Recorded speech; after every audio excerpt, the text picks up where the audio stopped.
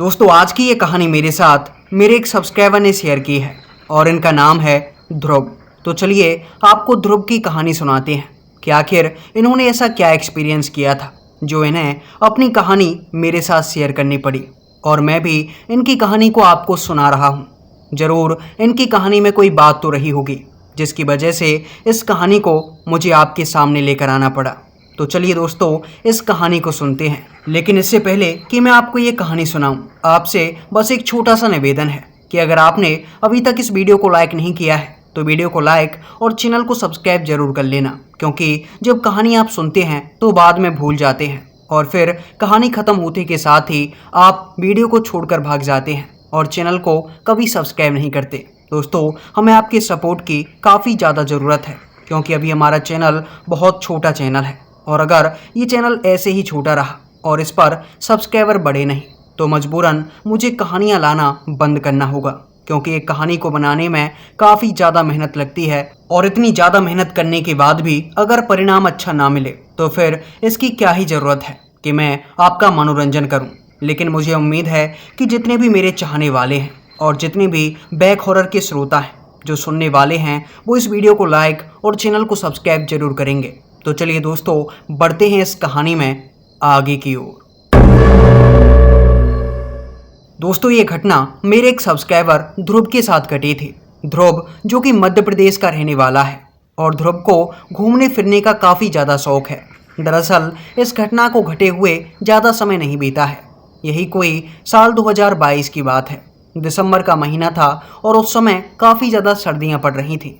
तो उन दिनों में ध्रुव के मन में आता है कि क्यों ना राजस्थान में विजिट किया जाए, और इसलिए ध्रुव राजस्थान घूमने के लिए आता है। लेकिन राजस्थान में आने के बाद ध्रुव के साथ एक ऐसी घटना घटती है जिसे ध्रुव आज तक चाहकर भी भुला नहीं पाया। दरअसल ध्रुव सबसे पहले पहुंचता है राजस्थान के जयपुर जिले में, और जब ध्रुव राजस्थान के जयपुर जिले में आता है तो यहाँ पर लगभग 3 दिनों तक ध्रुव विजिट करता है। ध्रुव 3 दिनों के अंदर राजस्थान के जयपुर जिले को पूरी तरह से एक्सप्लोर कर लेता है, और इसके बाद ध्रुव पूछता है कि राजस्थान में और कौन सी जगह है जो कि देखने लायक है। तब ध्रुव को पता चलता है राजस्थान के उदयपुर जिले के बारे में। ध्रुव बताता है कि जब वो राजस्थान के उदयपुर जिले में पहुंचता है तो यहाँ जाने के बाद ध्रुव को काफ़ी अच्छा महसूस होता है। दरअसल उदयपुर जिले को राजस्थान की झीलों की नगरी कहा जाता है, क्योंकि यहाँ पर काफ़ी सारी झीलें हैं जो कि राजा महाराजाओं के द्वारा बनवाई गई थी। इसी के साथ साथ यहाँ पर काफ़ी सारे पैलेस और काफ़ी सारे महल हैं जो कि काफ़ी प्राचीन समय के हैं। लगभग 3 दिनों तक ध्रुव राजस्थान के उदयपुर जिले को एक्सप्लोर करता है, और इसके बाद ध्रुव को पता चलता है जैसलमेर के बारे में। दरअसल जैसलमेर को राजस्थान की स्वर्ण नगरी कहा जाता है। वो इसलिए क्योंकि यहाँ पर जब सूरज की किरणें पड़ती हैं तो यहाँ पर लाल रंग के पत्थर पाए जाते हैं, और ये पत्थर उन किरणों से काफ़ी ज़्यादा चमकने लगते हैं, और जब आप उनकी चमक देखोगे तो आपको भी ऐसा लगेगा कि मानो सोने के पत्थर चमक रहे हैं। इसीलिए राजस्थान के जैसलमेर जिले को स्वर्ण नगरी कहा जाता है। जैसलमेर पहुंचने के बाद ध्रुव यहाँ पर कोई होटल तलाशने लगता है, क्योंकि उसे यहाँ पर लगभग 3 दिनों तक विजिट करना था, और इसीलिए उसे रहने के लिए कोई होटल चाहिए था। लेकिन समस्या वाली बात ये थी कि उसे कोई होटल मिल नहीं रहा था। इसके बाद काफ़ी तलाश करने के बाद भी जब उसे कोई होटल नहीं मिला तो उसने वहीं के एक लोकल बंदे से पूछा कि क्या यहाँ आसपास कोई होटल है। तब उस लोकल बंदे ने उसे बताया कि यहाँ पर दूर दूर तक कोई होटल नहीं है। हाँ, एक छोटा सा होटल ज़रूर है, लेकिन वो अक्सर बंद ही रहता है और उसके अंदर काफ़ी कम टूरिस्ट आते हैं। इसके बाद ध्रुव उससे कहता है कि आप मुझे वही बता दीजिए कि आखिर वो होटल कहाँ पर है। और इसके बाद जब ध्रुव उस होटल पर पहुंचता है तो ध्रुव देखता है कि होटल के काउंटर पर एक दुबला पतला सा आदमी खड़ा हुआ था। इसके बाद ध्रुव उसके पास जाता है और उससे पूछता है कि क्या होटल में कोई रूम खाली है। तब काउंटर पर खड़ा हुआ वो आदमी ध्रुव से कहता है कि यहाँ पर नीचे वाले फ्लोर में सभी रूम खाली हैं, आप जिस रूम में चाहो उस रूम में रुक सकते हो। इसके बाद ध्रुव आसपास देखता है तो उसे उस होटल के अंदर वाकई में काफ़ी कम लोग नजर आ रहे थे। जब वो होटल ध्रुव को पूरी तरह से खाली नजर आता है तो ध्रुव काउंटर पर खड़े हुए उस आदमी से पूछता है कि आखिर होटल के अंदर एक भी टूरिस्ट क्यों नहीं है।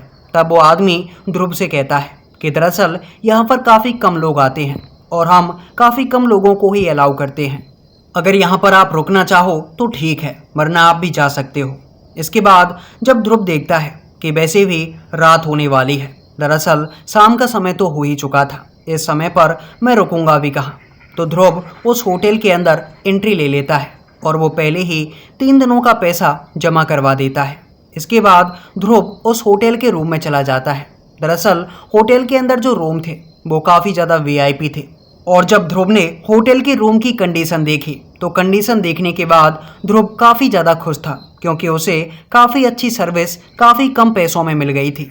इसके बाद ध्रुव मन ही मन सोच रहा था कि शायद यहाँ टूरिस्ट ही काफ़ी कम आते हैं, वरना होटल के अंदर कोई भी कमी नहीं है। होटल में रुकने के बाद ध्रुव सबसे पहले फ्रेश होता है।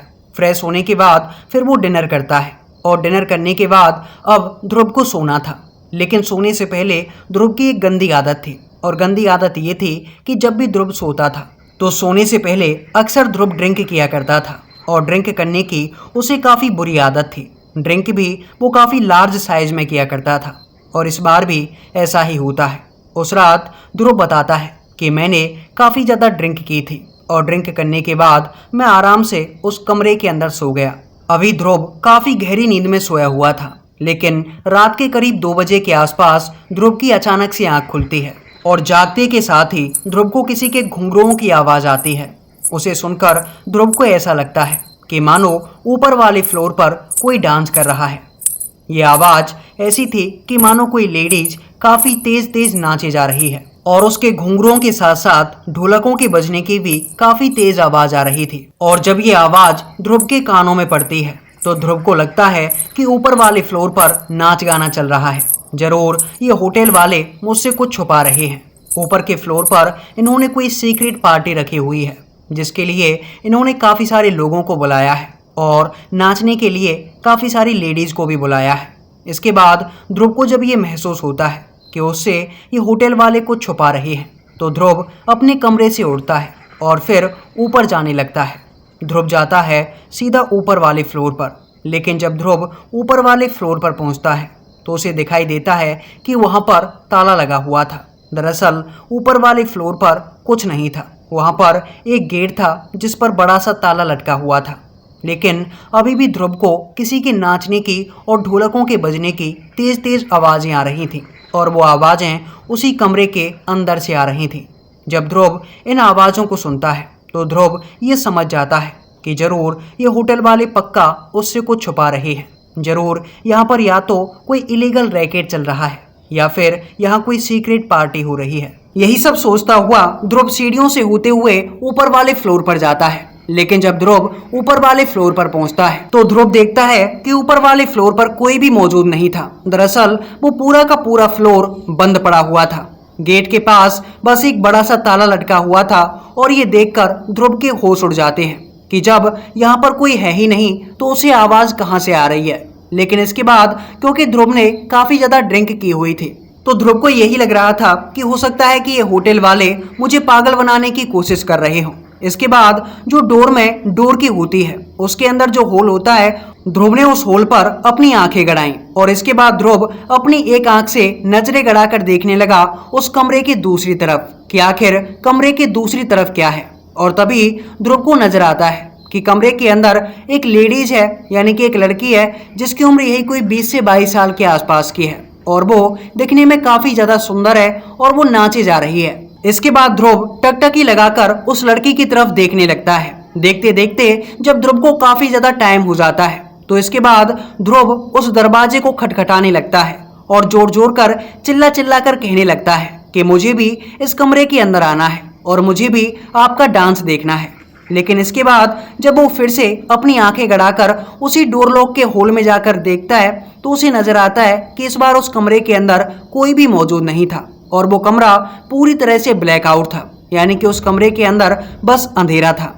ये देखकर जो ध्रुव है ये काफी ज्यादा शॉक हो जाता है, क्योंकि उस लड़की के गायब होते ही और कमरे में अंधेरा होते ही ध्रुव को लगने लगता है कि शायद ये होटल वाले मुझसे कुछ छुपा रहे हैं और जैसे ही इन्होंने मेरी आवाज सुनी है तो इन्होंने पीछे के रास्ते से इस लड़की को बाहर निकाल दिया होगा और कमरे के अंदर की लाइट्स बिल्कुल ऑफ कर दी हैं। और यही सब सोचकर ध्रुव का माइंड खराब हो जाता है। इसके बाद ध्रुव सीढ़ियों से उतरकर सीधा जाता है काउंटर पर खड़े हुए उस आदमी के पास, और उसके पास जाने के बाद ध्रुव उससे चिल्लाकर कहता है कि सच बताना, वो जो लड़की अभी ऊपर वाले फ्लोर पर नाच रही थी, मुझे देखते ही वो अचानक कहाँ चली गई। जब वो स्टाफ वाला उसकी ये बात सुनता है तो ध्रुव से कहता है कि सर आपको कोई वहम हुआ होगा, ऊपर कोई भी लड़की नहीं नाच रही थी। इवन ऊपर का जो रूम है वो काफ़ी सालों से बिल्कुल बंद है और ऊपर के फ्लोर पर काफ़ी सालों से कोई गया भी नहीं है। इसके बाद ध्रुव को उसकी ये बात बिल्कुल हजम नहीं होती। इसके बाद वो जो काउंटर पर खड़ा हुआ आदमी होता है वो ध्रुव से पूछता है कि आपने कहीं ड्रिंक तो नहीं कर रखी है। तब ध्रुव बोलता है कि हाँ, ड्रिंक तो मैंने थोड़ी बहुत कर रखी है। तब वो काउंटर वाला कहता है कि सर आपको कोई वहम हुआ होगा, आपको कोई इल्यूजन हुआ होगा, क्योंकि जैसी लड़की के देखने की आप बातें कर रहे हैं वैसी कोई लड़की हमारे होटल के अंदर आई ही नहीं है। ये बात सुनकर जो ध्रुव होता है वो वापस से अपने रूम के अंदर चला जाता है। इसके बाद ध्रुव सोचने लगता है कि शायद हो सकता है ड्रिंक करने की वजह से मुझे ये इल्यूजन हुआ हो। इसके बाद ध्रुव 2-3 पैक और मारता है और पैक लगाने के बाद वो आराम से सो जाता है। और फिर इसके बाद ध्रुव की आंखें खुलती हैं सीधा अगली सुबह। जागने के बाद ध्रुव सीधा फ्रेश होने के बाद काउंटर पर खड़े हुए उस आदमी के पास पहुंचता है और वहां जाने के बाद उससे कहता है कि रात में जो मैंने देखा था क्या वो सच था। तब वो काउंटर पर खड़ा हुआ आदमी ध्रुव से कहता है कि दरअसल जो आपने देखा था वो आपका वहम था। आपने रात को काफ़ी ज़्यादा ड्रिंक की हुई थी, इसकी वजह से आपको ये इल्यूजन क्रिएट हुआ होगा। ये बात सुनने के बाद ध्रुव होटल से निकल जाता है और फिर ध्रुव फिर से जैसलमेर में घूमने लगता है। दिन भर जैसलमेर में घूमने के बाद जब रात होती है तो रात के करीब 8-9 बजे के आसपास ध्रुव फिर से होटल के अंदर आता है। और होटल के अंदर आने के बाद ध्रुव खाना खाता है, फ्रेश होता है और इसके बाद सोने के लिए चला जाता है। लेकिन सोने से पहले जैसी ध्रुव की आदत थी उस आदत के हिसाब से ध्रुव ड्रिंक करता है और ड्रिंक करने के बाद वो आराम से लेट जाता है। लेटे हुए उसे कब नींद आ जाती है उसको पता ही नहीं चलता। लेकिन इसके बाद रात के 2:30 बजे के आसपास फिर से उसकी आंख खुलती है और इस बार भी आंख खुलने की वजह सेम थी। दरअसल ध्रुव ने किसी के चलने की आवाजें, किसी के पायल की आवाजें और ढोलकों के बजने की आवाज सुनी थी।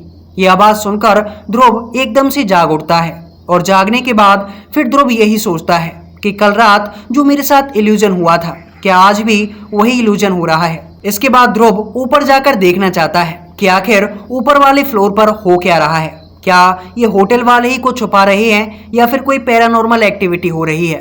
इसके बाद वो ऊपर तो जाना चाहता था, लेकिन इस बार ध्रुव की ऊपर जाने की हिम्मत नहीं हो रही थी क्योंकि उसे ये मामला पैरानॉर्मल एक्टिविटी जैसा ही लग रहा था।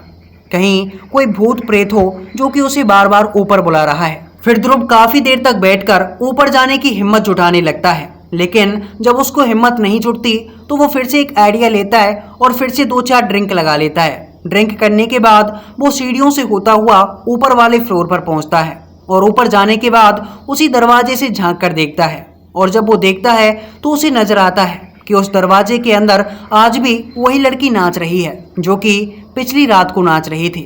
इस बार ध्रुव ने ये ठान लिया था कि आज मुझे पूरा देखना है कि आखिर ये लड़की है कौन और ये अकेले इस रूम के अंदर क्यों नाचती रहती है। इसके बाद ध्रुव देखने लगता है उस लड़की को। काफी देर तक जब ध्रुव उस लड़की को देख रहा था तो फिर ध्रुव के मन में ये इच्छा आती है कि क्यों ना मैं भी इस कमरे के अंदर जाऊं, और इसलिए अंदर जाने के लिए वो दरवाजा खटखटाने लगता है और दरवाजा खटखटाते हुए वो आराम आराम से कहता है कि मुझे भी रूम के अंदर आना है, आप ये दरवाजा खोल दीजिए। लेकिन काफी देर तक पुकारने के बाद जब वो लड़की दरवाजा नहीं खोलती है तो ध्रुव को लगता है कि जैसे उस लड़की के पास उसकी आवाज जा नहीं रही है। इसके बाद ध्रुव थोड़ा पीछे हटता है और पीछे हटने के बाद उस दरवाजे में लात मारने लगता है ताकि वो दरवाजा टूट जाए। लेकिन जब 2-4 लात ध्रुव ने मारी और इसके बाद ध्रुव ने देखा कि दरवाजे पर लातों का कोई फर्क नहीं पड़ रहा है तो ध्रुव फिर से उसी होल के अंदर से झांकने लगता है। लेकिन इस बार जब ध्रुव उस कमरे की तरफ देखता है तो ध्रुव को नजर आता है कि उस कमरे के अंदर कोई भी नहीं था। कल रात की तरह ही उस कमरे में पूरी तरह से अंधेरा था। ये देखकर ध्रुव फिर से शॉक हो जाता है। ध्रुव को लगता है कि शायद ये होटल वाले पक्का उससे कुछ छुपा रहे हैं। इसके बाद ध्रुव भागता हुआ नीचे आता है और नीचे आने के बाद जो काउंटर पर आदमी बैठा हुआ था, दरअसल उस आदमी की भी आज आंखें लगी हुई थी। दरअसल वो सो रहा था। ध्रुव उस सोते हुए आदमी की गर्दन पकड़ लेता है और उससे काफी गुस्से में पूछने लगता है कि बता यहाँ क्या चल रहा है, वो जो लड़की ऊपर नाच रही है वो लड़की कौन है, मुझे सब कुछ सच सच बता। तब वो जो काउंटर पर आदमी बैठा हुआ था वो जागता है और ध्रुव से कहता है कि सर आपको कोई गलत फैमिली हुई है, कल रात की तरह ही आपको कोई इल्यूजन हुआ है, दरअसल यहाँ पर कोई भी नहीं नाच रहा है। और इसके बाद ध्रुव भी उसकी बात मान लेता है और फिर से अपने रूम के अंदर आकर सो जाता है। अगली सुबह जब ध्रुव की आंख खुलती है तो ध्रुव जैसलमेर में घूमने के लिए चला जाता है।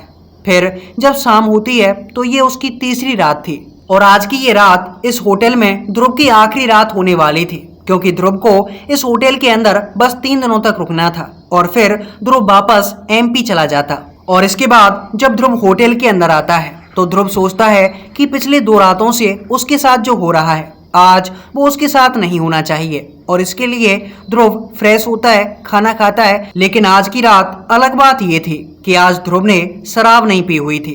ध्रुव ये सोच रहा था कि अगर आज रात में नींद खुलती हुई है तो मुझे ऊपर जाना ही नहीं है, और अगर ऊपर गया भी तो शराब पीकर तो बिल्कुल नहीं जाना है। तभी मैं समझ पाऊंगा कि आखिर ये हो क्या रहा है, क्योंकि जब तक मैं शराब पीकर जाता रहा तब तक ये जो होटल वाले हैं ये मुझसे कहते रहेंगे कि आपको इल्यूजन हुआ है।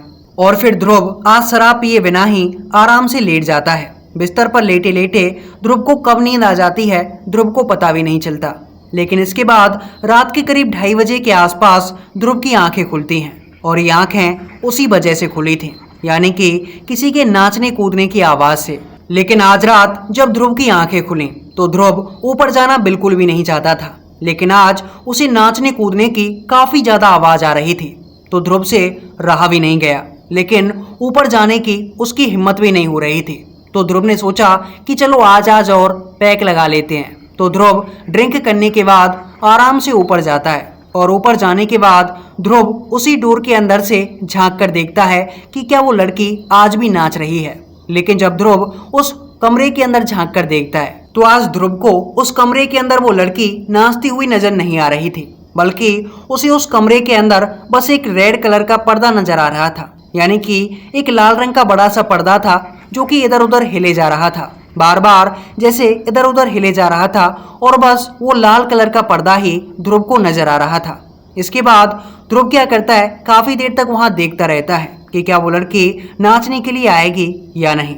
लेकिन इसके बाद जब वहां पर वो लड़की नहीं आती है तो ध्रुव उस पर्दे को देखता देखता वहीं पर लेट जाता है, और लेटने के बाद ध्रुव की वहीं पर आंखें लग जाती हैं। आंखें लगने के बाद ध्रुव अगली सुबह जागता है, और सुबह जब ध्रुव जागता है तो सीधा नीचे आता है स्टाफ की तरफ, और उस स्टाफ के लड़के से पूछता है कि सच सच बताना कि आज वो लड़की नाचने के लिए आई क्यों नहीं है। आज ये मेरा आखिरी दिन है और आज मैं यहाँ से जा रहा हूँ। लेकिन वो जो स्टाफ वाला होता है वो ध्रुव से कहता है कि सर आपने ड्रिंक कर रखी होगी।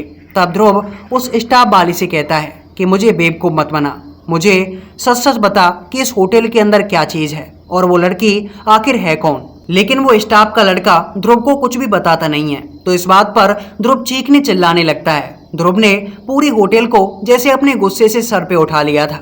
इसके बाद जो वो स्टाफ का लड़का होता है वो धीरे से ध्रुव से कहता है कि सर आप चिल्लाइए मत, आप बाहर चलिए, मैं आपको सब कुछ बताता हूँ कि आपके साथ ये क्या हो रहा है, और वो लड़की जो कि आपको नाचती हुई दिखाई दे रही है वो आखिर है कौन। उसकी बात सुनने के बाद ध्रुव चुपचाप होटल से बाहर चला जाता है, और थोड़ी देर तक ध्रुव होटल के बाहर ही खड़ा रहता है। तब वो जो होटल के स्टाफ का लड़का था वो होटल से बाहर आता है, और बाहर आने के बाद ध्रुव को बताता है पूरी हकीकत कि आखिर उसके साथ हुआ क्या था। वो लड़का ध्रुव को बताता है कि दरअसल आज से 150 साल पहले की बात है। ये जो होटल आप देख रहे हैं ये कोई होटल नहीं था। उस टाइम पर ये एक राजा का महल हुआ करता था, और ये महल उस राजा ने अपनी बेटी के लिए बनवाया था। उसकी बेटी काफ़ी ज़्यादा खूबसूरत थी, लेकिन राजा चाहता था कि वो बेटी कभी भी प्रजा के सामने ना आए और हमेशा इसी महल के अंदर रहे। ये बात सुनकर ध्रुव उससे पूछता है कि आखिर राजा ऐसा क्यों करता था, वो राजा अपनी बेटी को महल से बाहर क्यों नहीं आने देता था। तब वो लड़का बताता है कि दरअसल उसकी जो बेटी थी वो दिखने में काफ़ी ज़्यादा खूबसूरत थी, लेकिन इसी के साथ साथ उस लड़की के साथ एक बहुत बड़ी प्रॉब्लम थी, और वो प्रॉब्लम उसके बचपन से ही थी। तब ध्रुव पूछता है कि आखिर उसके साथ क्या प्रॉब्लम थी। तब वो लड़का बताता है कि प्रॉब्लम ये थी कि जो लड़की थी वो खूबसूरत तो थी, लेकिन उसकी जो आंखें थीं वो बचपन से ही लाल कलर की थीं, बिल्कुल लाल कलर की। और इसीलिए उस राजा ने अपनी लड़की को इस महल के अंदर रखा हुआ था ताकि प्रजा का कोई भी उस लड़की को देख ना पाए, क्योंकि अगर प्रजा में से कोई भी उस लड़की को देख लेता और जब उसकी लाल कलर की आंखें देखता तो लोग उसे चुड़ैल या पिशाचनी घोषित कर देते और फिर उस लड़की को जिंदा जला दिया जाता।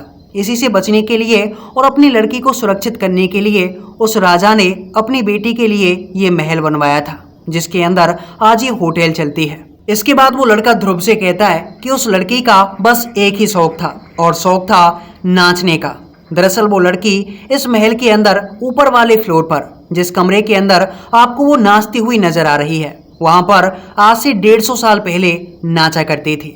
लेकिन एक दिन जब उसको लगा कि उसकी जिंदगी बस इसी कमरे में कैद होकर रह जाएगी, इसी महल के अंदर वो हमेशा हमेशा के लिए कैद रहेगी, यहाँ से कभी भी बाहर नहीं जा पाएगी, तो उसने इसी कमरे के अंदर खुदकुशी कर ली थी। और इसके बाद वो लड़का बताता है कि मरने के बाद वो लड़की अक्सर ऊपर वाले फ्लोर के उसी कमरे के अंदर दिखाई देती थी जिसके अंदर आपको दिखाई दी है, और अक्सर वो लड़की नाचते हुए ही लोगों को नजर आती थी। उसके लगातार इस व्यवहार से इस महल के अंदर पैरानॉर्मल एक्टिविटीज का होना शुरू हो गया था। उसके मरने के बाद इस महल के अंदर कोई भी रहता नहीं था। धीरे धीरे करके समय बीतता गया और वो राजा के जो वंशज थे उन्होंने इस महल के अंदर एक होटल खुलवा दिया, लेकिन जो ऊपर वाला फ्लोर है उसे हमेशा के लिए बंद कर दिया गया ताकि वहां पर कोई जाए ना और उस लड़के की आत्मा को कोई समस्या ना हो। और इसीलिए ऊपर वाले फ्लोर पर कोई नहीं जाता। अक्सर हमें भी रात के समय में उस लड़की के नाचने की आवाजें सुनाई देती हैं, लेकिन हम लोग कभी ऊपर नहीं जाते और हम गेस्ट को ये बातें कभी इसलिए नहीं बताते क्योंकि वो डर कर इस होटल को छोड़कर भाग ना जाएं। मुश्किल से इस होटल के अंदर काफी कम लोग आते हैं जिनको इसके बारे में कुछ पता नहीं होता, और अगर वो भी भाग गए तो फिर हमारा खर्च कैसे निकलेगा। इसके बाद ध्रुव उस लड़के से कहता है कि मैंने 2 दिनों तक उस लड़की को देखा था नाचते हुए, लेकिन आज रात जब मैं वहां पे गया तो मुझे कुछ भी नजर नहीं आया, बस उस कमरे के अंदर एक लाल कलर का पर्दा हिल रहा था। ये बात सुनकर वो लड़का ध्रुव से कहता है कि वो पर्दा नहीं था, दरअसल वो लड़की उधर से झांक कर आपको देख रही थी और आप इधर से झांक कर उसे देख रहे थे, और उसकी आंखें मैंने आपको बताया ना, बिल्कुल लाल कलर की थी।